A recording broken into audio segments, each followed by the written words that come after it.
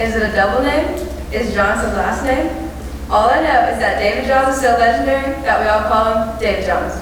I actually realized this sophomore year in Dr. Reagan's class that it is not, in fact, a double name. Johns is his last name. David Johns sat next to me all year in Dr. Reagan's class, and he's just so lucky.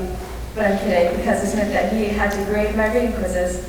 Luckily, David Johns is so kind that he never judged me when I misinterpreted a reading. I always look forward to having a class with David. He doesn't talk much, but when he does, it is 9 out of 10 times something sarcastic or funny that makes everyone laugh, including the teacher. David is a genius who knew that there is such thing as an advanced algebra math class. He is one of the very few students in his class this year. He is very intelligent and a good problem solver. Although I have not gotten the chance to see him play yet, I hear he is also a beast on the tennis courts. We should all go try to see him play sometime this spring to see if his game is as legendary as his name. He's also a very good swimmer. David, it has been such a joy to have you in so many of my classes the past few years. I hope that you take your witty and sarcastic jokes with you next year, because I know it will bring people joy. Please welcome to the stage our friend, David Johns.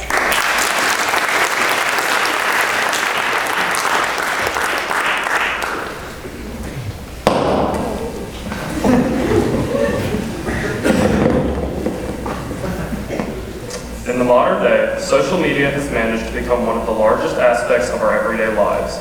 There are more than 4.4 billion unique social media accounts, and that number is rising by 1.5 million every day.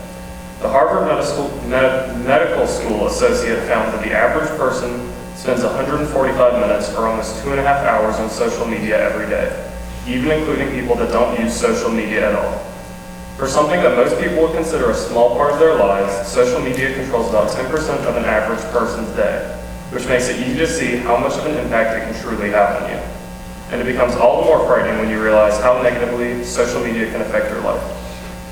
The American Academy of Adolescent Psychiatry estimates that more than 90% of teenagers regularly use social media. And like any technology, social media comes with benefits and risks. Obviously, social media can be used as a great tool for communication. It allows you to share thoughts, pictures, and videos with your friends and communicate with those you otherwise wouldn't be able to. However, social media has some serious drawbacks that are often overlooked. One of the most well-known problems with social media is that it is commonly used for cyberbullying. The internet makes it infinitely easier for people to bully others, as things that people would never dare say to others in real life are openly said in posts and comments, and even more so in private group chats. On top of this, there is no mediator on social media, as opposed to a parent or teacher that may intervene in a real-world setting. This leads to cyberbullying being a rampant problem on social media, with the U.S. Census reporting that 59% of teenagers have experienced harassment, physical threats, or had false rumors or explicit images of them circulated on social media. Teenagers are also found to have underdeveloped social skills due to social media eliminating some of the need to interact in real life.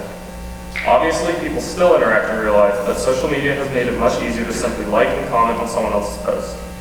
These problems have helped lead to a sharp incline in teen depression, anxiety, and suicide. Since 2007, the percentage of teenagers reported to have experienced depression has more than doubled from 7% to 14%, and teen suicide rates follow a similar trend.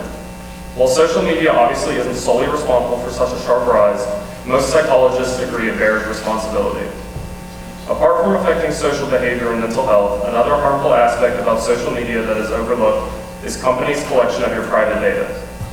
Most social media companies do this, some to a much more egregious extent. The reason they are able to do this is their terms of service. This is the long document you say you read and agreed to before creating an account. No one reads these though, because they are usually tens or hundreds of pages of wordy nonsense that no one but a lawyer could actually understand. And they are made this way on purpose, so people don't bother with them and just click agree. However, you often agree to things you might not have otherwise agreed to.